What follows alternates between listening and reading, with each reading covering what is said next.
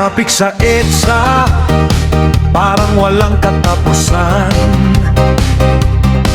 Bus na siksikan, pawis umaambon. Presyo ng bilihin, laging tumataas. Pero sa TikTok, may sumasayaw pa rin. Sa gulo ng Pilipinas, ngingiti ka pa ba? Yung bill sa bahay, sinong magbabayad? Politiko'y nag-aaway, sinong maniniwala?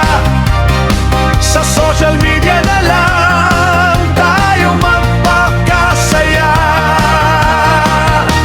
Balita sa TV, puro na lang krimen.